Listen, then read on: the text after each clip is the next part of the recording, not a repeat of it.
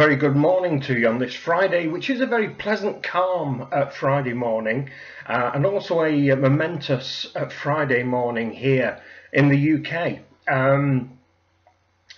Obviously, if you've been watching the news, if you are based here in the UK or even anywhere else in the world, you will now know that the Brexit campaign here in the UK has now won the referendum vote, which took place yesterday, with a share, an extra 4% over the Remain campaign.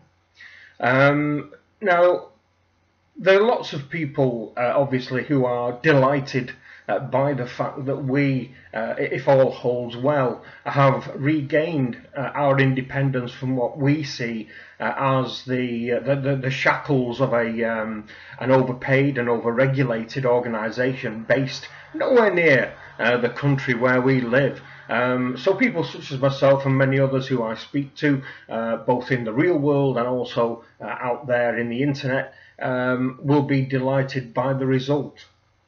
I think a couple of things that's very important for me to say here is that when I see this morning, I've been watching the news, and every single one of the people from the Remain camp,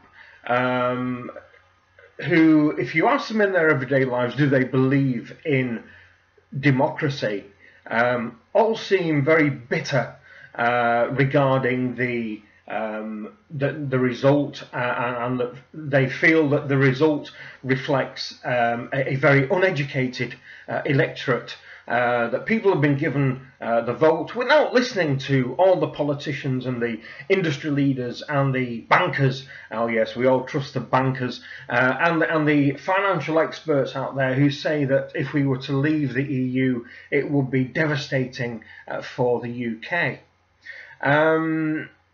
What they fail to realise is that democracy states that, to put it in very, very simple terms, is by an inch or a mile. If you've won, you've won. So all these people who are still the doomsayers need to accept that a resolution has been made by the people, and it is a clear cry from the referendum takers that we want our independence from the European Union.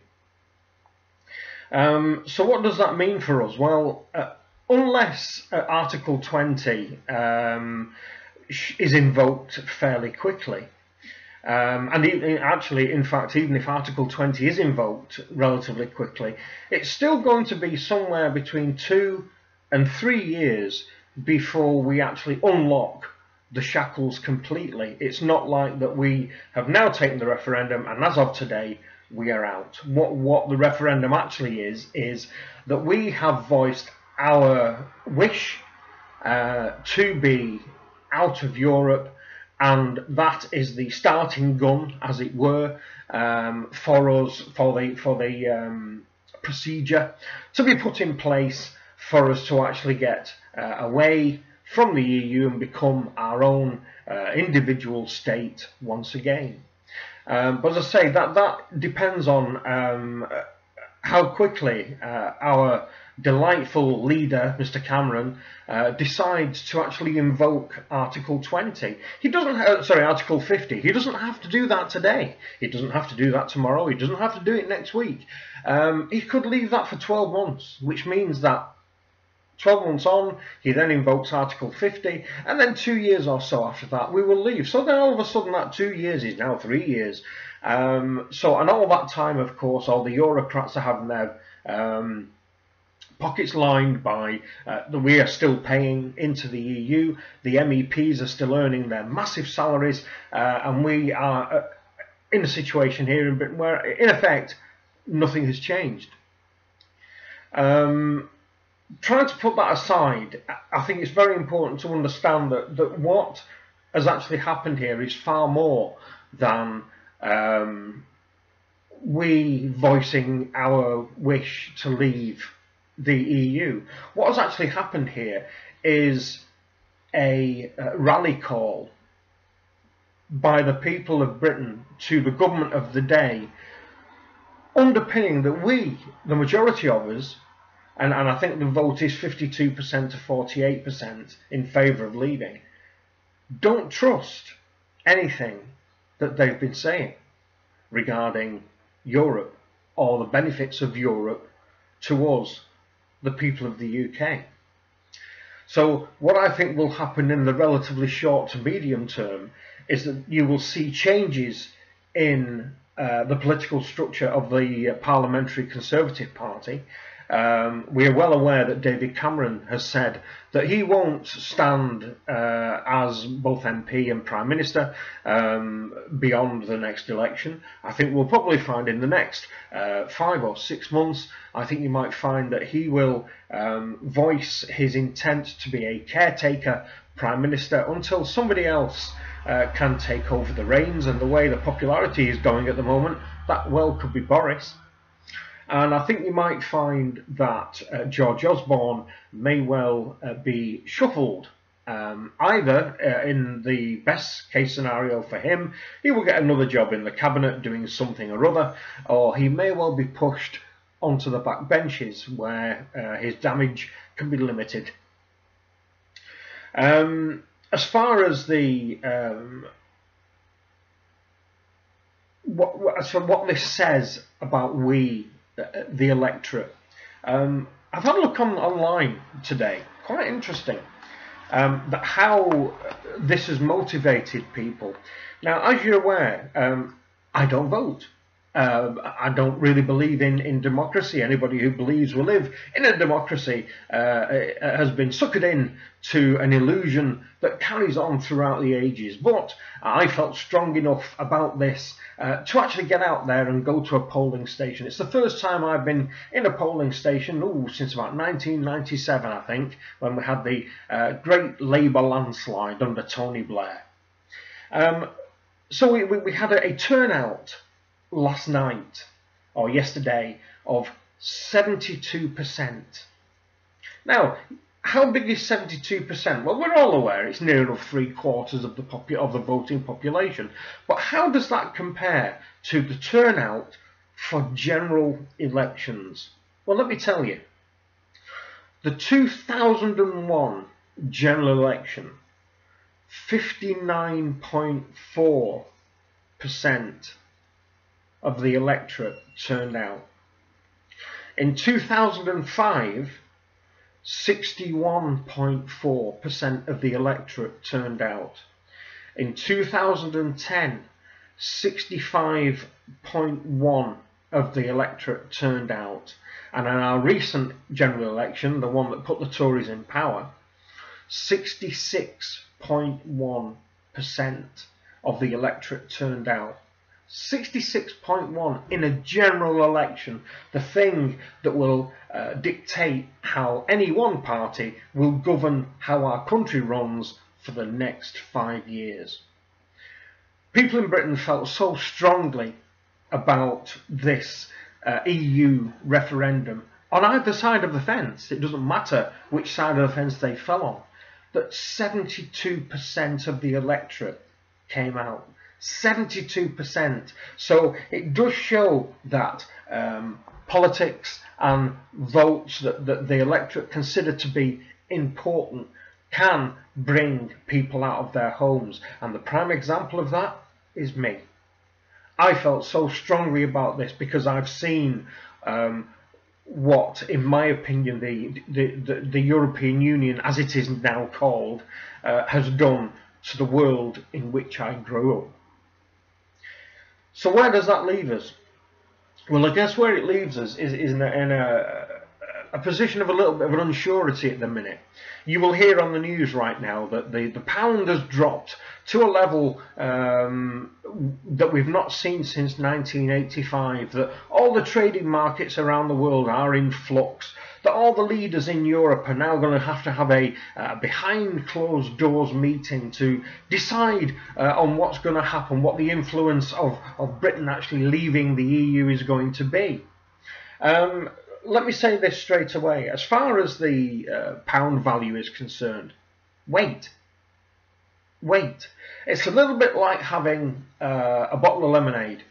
You got the top on, you give it a really, really good shake, and you can see that there's absolute and utter torment going on inside that bottle. And if you undo that cap, it's all going to come spewing out all over the place. You're going to spend the next 3/4 of an hour tidying up. Whereas if you leave the lid on and slowly release the pressure, it will all calm down, and it will become as calm as a mill pond in that bottle. And that's exactly what will happen here in the UK. As far as the stock markets are concerned, well, that really only deals with companies, pension companies, for instance, who invest the money that we put into our pension pot so that they can make more money, of course. People who trade in stocks and futures. Most of us don't, because most of us haven't got the money or indeed the knowledge to get into the bull ring and the fight that is the stock exchange market. So that doesn't really affect us on a day-to-day basis, although it does have some form of impact on any investments that we might have, like mortgages or indeed pensions for the future. So where do I see this going? Well, where I see this going a little bit, and hopefully if the politicians get a lick on, is that we will regain our control of what we do, who we are as a people. We may, who knows, even get our own British passport back, not this dreadful red document nonsense that everybody's got throughout the EU. Do I still feel it'd be a good thing? I can't see that it's going to be a bad thing. If the people in the Remain camp, who are now the defeated party in this, decide that democracy has shown itself to be what it can be and accept the result and stop accusing the Leave campaign as being ill-educated morons and just accept that they've lost and accept the changes that are going to have to come and work towards the good of the UK, I think this could be a very, very good thing. I think it's important to say that the British people have made it clear to David Cameron and all the other political leaders, to be honest, because all of them, near enough to a man, were behind the Remain campaign, that the British people were not only unhappy with the EU, but they were unhappy with you. And you need to understand that we have taken this as a secondary opportunity to voice our disenchantment with how you speak down to us, the electorate.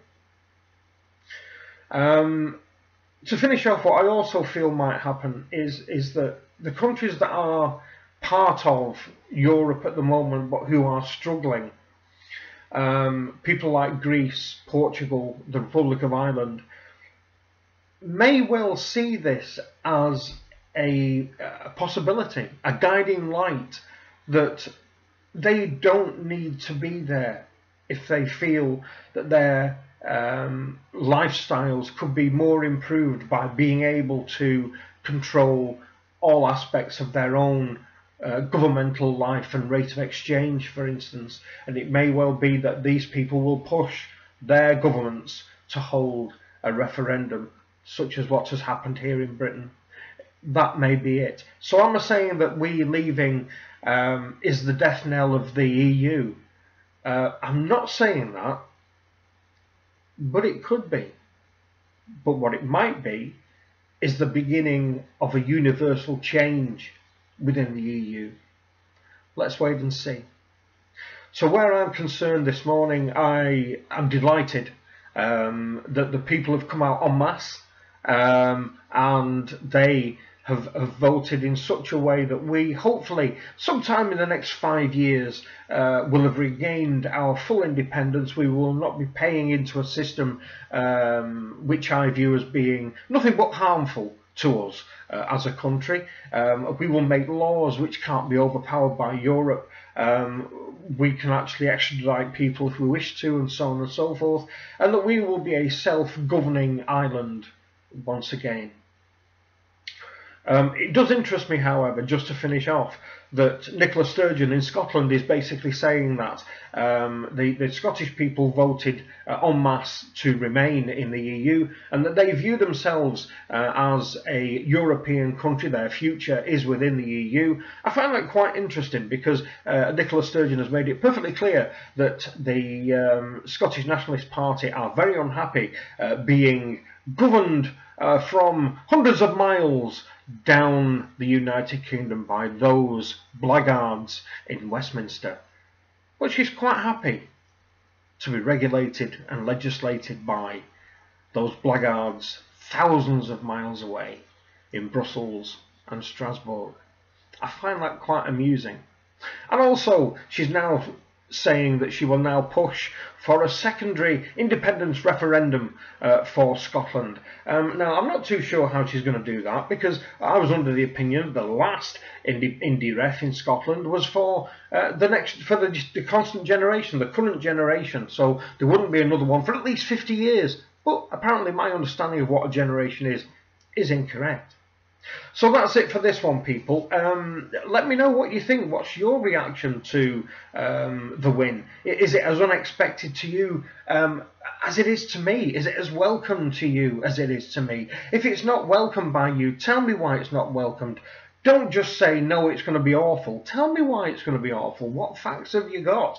In the real world, there is no fact, because we haven't had the opportunity to do anything like this since 1975. When the last time we were asked whether we wanted to stay in or not. So nobody knows. No experts know. We're just going to have to wait and see. All we do know is that a majority of the electorate do not want to be in the EU. So that's it for now. Questions, queries, suggestions for this kind of nonsense, answers to this, opinions on this, down below as always. Thank you very much for watching. I hope you found this interesting. If you have, give it a thumbs up. And if you think that it's all politics here, it isn't. There's been quite a few bits of politics recently, and that's only because of the EU referendum. Have a look in the back catalogue and see what there is there, and I'm sure you'll find something that could be of interest. I even talk about watches. Yeah. So for now, people, thank you very much indeed. I am going to be enjoying my Friday as the tidal wave of enjoyment of the vote towards our freedom sinks in. So for now, that's it. I'll speak to you again soon. Bye bye.